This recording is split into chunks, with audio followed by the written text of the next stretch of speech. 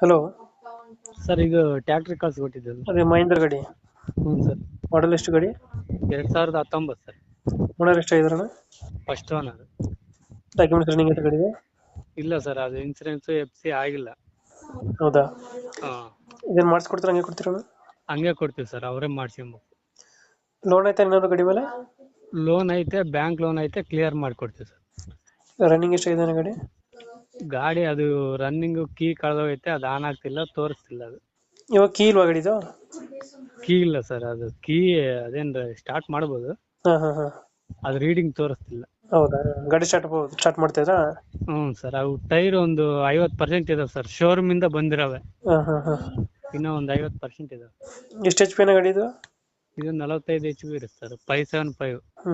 Engine ಒಂದೇನ ಕೊಡ್ತಿರೋದನ್ನ? Engine ಒಂದೇ sir.